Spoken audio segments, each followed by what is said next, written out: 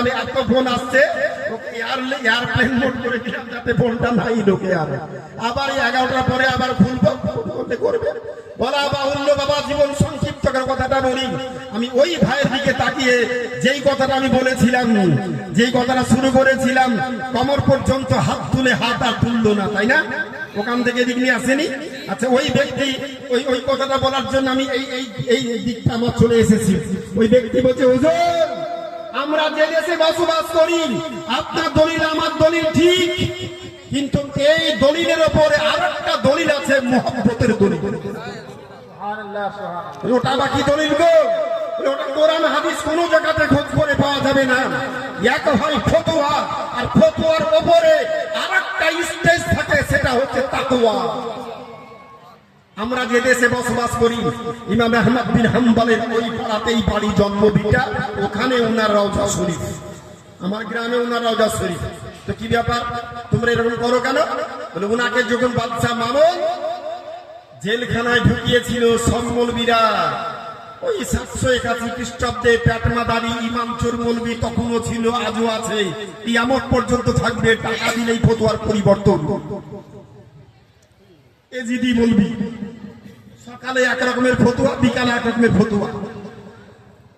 আপনাদের এলাকায় না মেদিনীপুর কেশপুরে একটা জালসায় যাচ্ছি, স্টেজে উঠবো, আর আগের বক্তা বলছে পাগড়ি জুব্বা মৌলবী থেকে সাবধান, দেশটা এরা শেষ করে দিল। আমি বললাম, আল্লাহ কোন বিপদে পড়লাম, এইরকম জালসার আমি বক্তা, স্টেজে উঠছি আর বলছে পাগড়ি জুব্বা মৌলবী থেকে সাবধান, দেশটা শেষ করে দিল। দূর থেকে আমাকে দেখতে পেয়েছে, পাগড়ি জুব্বা পরে আসছি। আমি স্টেজে উঠেই সভাপতিকে বললাম, এই কানে কানে বললাম, বক্তা বক্তব্য শেষ করবে, ওকে 5 মিনিট থেমে যেতে বলবেন, তারপরে আমি বক্তব্য শুরু করব।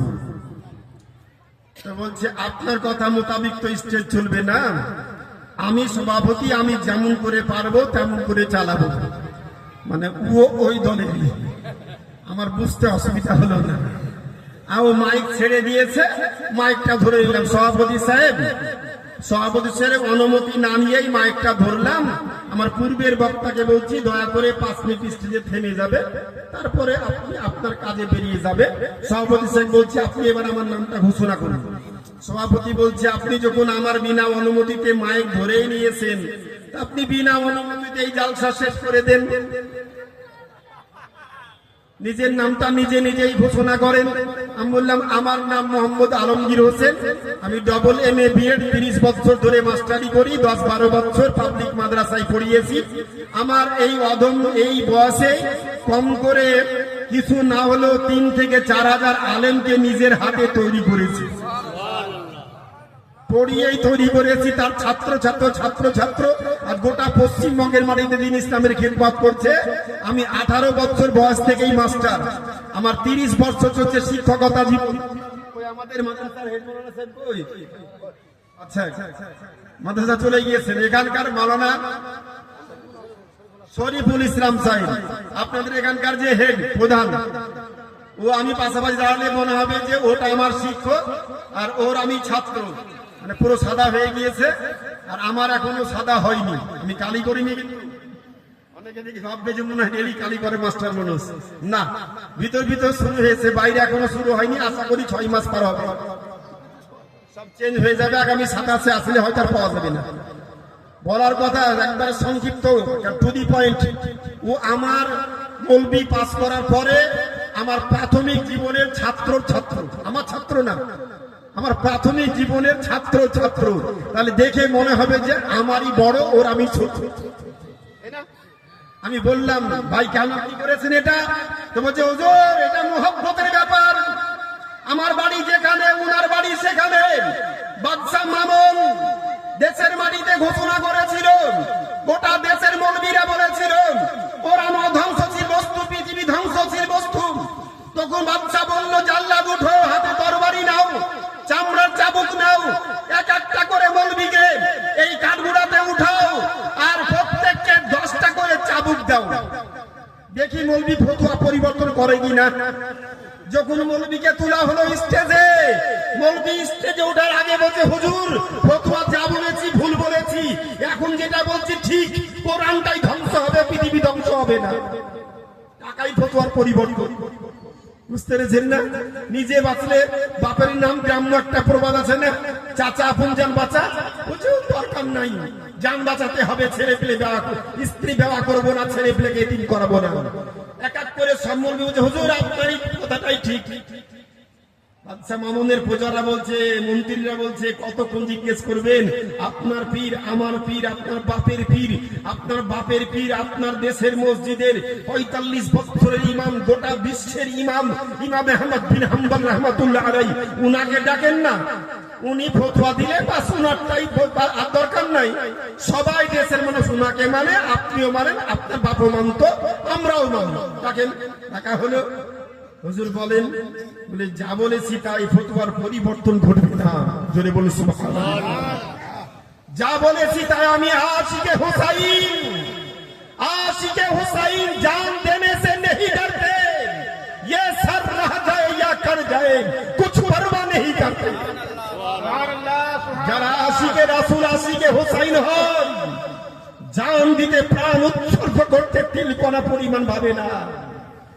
फतवा जा बोले सिताई, मेरी जुबान से जो बात निकल गई है वो पलटनी वाली नहीं है, वो परिवर्तन হবে না, পরিবর্তন হবে না। বাদশা মামুনের জল্লাদ বলছে, কি করবে হুজুর? তরবারি চালিয়ে দিব? বলে অন্য আলেম হলে বলতাম চালিয়ে দে, আমার বাপের পীর, আমার পীর কেমন করে বলবো? জেলখানায় ঢোকা, 40 দিন জেলখানায় রাখা হলো। জেলখানার ভিতরে শুকুরের মাংস পাটি ভর্তি করে দেওয়া হলো, মদের বোতল দেওয়া হলো, বন্ধ করা হলো। 40 দিন পর গেটটা খোলা হলো। গেটটা সেল জেলখানা, অন্ধকার সেল জেলখানায়। 40 দিন পর গেটটা যখন খোলা হলো, মনে হচ্ছিল হুজুর গোসল করে খাবার খেয়ে একবারে মুচকি মুচকি হাসতে হাসতে উনি জেলখানা থেকে গুটি গুটি পায়ে বের হচ্ছেন। জোরে মুহাম্মদ বলি সুবহানাল্লাহ।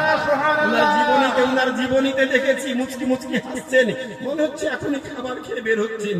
বাদশা মামুন রশিদ হুজুরকে জিজ্ঞেস করলেন, হুজুর আপনার জন্য এই যে খাবার দেওয়া হয়েছিল, বাটির মুখটা খুলে দেখলো যেমন গোশত তেমন আছে, যেমন চিপি তেমন লাগানো আছে, চিপিটাও খোলা হয়নি। আপনারই তো ফতোয়া, জান বাঁচানোর জন্য হারাম বস্তু ভক্ষণ করা জায়েজ, আপনি কিছু খাননি। ফতোয়ার উপরে আর একটা স্টেজ আছে, তাকওয়া। ওটা তো জানো? বলে হ্যাঁ তা জানি। বলে ফতোয়া খাওয়া জায়েজ, তাকওয়া বলছে জীবনে হারাম বস্তু ভক্ষণ করিনি, মরা পর্যন্ত খাবো না। তোমার জেলখানাতে বন্দী ছিলাম, আল্লাহর কাছে আরজ করেছিলাম, আল্লাহ জীবনে কোনদিন হারাম বস্তু ভক্ষণ করিনি। আজ ইসলাম রক্ষার জন্য, কোরআন রক্ষার জন্য, কোরআনকে প্রতিষ্ঠিত করার জন্য, নবীর শরীয়তকে রক্ষা করার জন্য জেলখানায় আবদ্ধ হয়েছি। আল্লাহ আল্লাহ আল্লাহ, তোমার যেটা ভালো মনে হয় সেটা করবে। তুমি যদি খাবার খাওয়াও তো খাবো, তুমি খাবার না খাওয়ালে যতদিন রাখবে জেলখানায় আমি এক ঢোক পানি পান করবো না, আমি এক টুকরো কোনো মাংস খাবো না, কিছু দেওয়া বস্তু খাবো না।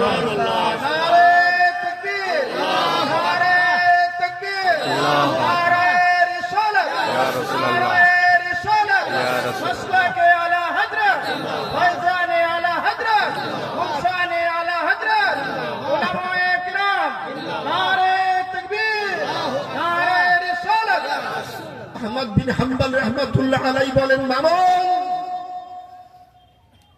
তুমি তোমার রাজত্ব কায়েম করার জন্য টাকার প্রলোভনে পড়ে চারখানা তেল খনি পাওয়ার আশায় তুমি তোমার বাপের ইমাম, জগতের ইমাম, তোমার ইমামকে জেলখানায় ঢুকিয়েছো, হারাম বস্তু দিয়েছো সামনে। আমি তোমার জেলখানাতে ছিলাম, আমি পূর্বে যেমন তাহাজ্জুদ কোনোদিন কাজা করিনি। আমি বাইরে থাকলে একটা করে দিন রাত্রে খতম দিতাম, 30 পারা কোরআন দিন রাত্রে একবার করে পড়তাম। কিন্তু তোমার জেলখানা থাকাতে সুবিধা হয়েছে, রাত্রে 30 পারা, দিনে 30 পারা, প্রতিদিন 7 পারা করে কোরআন আমি তেলাওয়াত করেছি। এখনই গোসলটা করে আমি তোমার সাক্ষাৎ হবে, তুমি আসবে আমার গেটের সামনে, তুমি আমাকে দেখতে আসবে, বেঁচে আছে কিনা মারা গিয়েছে দেখতে আসবো, দেখতে তুমি আসবে। তো আল্লাহ তরফ থেকে যেই দিন তোমার জেলখানাতে ঢুকেছি, বাড়িতে থাকা অবস্থায় একবার করে খাবার খেতাম, কোনদিন খেয়ে সেহরিন খেয়ে রোজা করতাম, কোনদিন সাহারি না খেয়ে রোজা করতাম, বেশিরভাগ সময় রোজা করতাম। কিন্তু তোমার জেলখানাতে ঢুকার পর আমার আল্লাহ এত দয়ালু, 3 টাইম করে ফেরেশতা দিয়ে জান্নাতি খাবার তোমার জেলখানাতে পৌঁছে দিয়েছে। আমি এখনই গোসল করে জান্নাতি খাবারটা ছিল, খাবারটা খেয়ে তোমার সঙ্গে সাক্ষাৎ করতে আসলাম, পেটটা আমার পূর্ণ আছে, কোনো অসুবিধা নাই। ইমামে গাজ্জালি বলেছেন, মান কানা লিল্লাহি ফাকানা আল্লাহু লাহু, যে ব্যক্তি আল্লাহর হয়ে যায় আল্লাহ তখন তার হয়ে যায়। ইত্তাকু ফিরাসাতাল মুমিন, তোমরা মুমিনদের তাকওয়া ফিরাসাত থেকে বাঁচো। কারণ যারা কামিল মুকাম্মাল আল্লাহর ওলি হয়ে যান, মুমিনে কামিল হয়ে যান, তারা তখন দেখে আল্লাহর দাবা নুরানি চোখের পাওয়ারে দর্শন করে। আল্লাহু আকবার, আল্লাহু আকবার। ইমাম আহমদ বিন হাম্বল বলে, এবার কি করব বলে ফতোয়াটা হুজুর, বলে যা বলেছি তাই পরিবর্তন ঘটবে না। ওদিকে 40 এদিকে পরের পর আবার বলল, আর শোনা হবে না, চাবুক মারো। প্রতিদিন সকাল বেলায় 40টি করে চাবুক মারা হতো হুজুর। উনি বলছেন 40টি করে চাবুক। শেষের দিকে আমাদের প্রিয় মুর্শিদ, আমাদের ইমাম আহমদ বিন হাম্বলের উপরে প্রতিদিন 40টি করে চামড়ার চাবুক সকালে মারা হতো জেলখানায় এসে। দারোয়ান প্রতিদিন জল্লদ মারতো। শেষের দিকে ওই 30 দিনের পর থেকে 38 দিন, দিনের দিন উনি শাহাদাত বরণ করেছেন জেলখানায়। ওই 8 দিন শেষের দিকে উনি দাঁড়াতেন, কিন্তু এত আঘাত 2 হাতে হয়েছিল উনি হাত তুলতে পারতেন না। উনি হাতটা নামিয়ে আল্লাহু আকবার, এর বেশি হাত তুলতেন না। হাত ছেড়ে দিয়ে উনি সব 5 ওয়াক্ত নামাজ জেল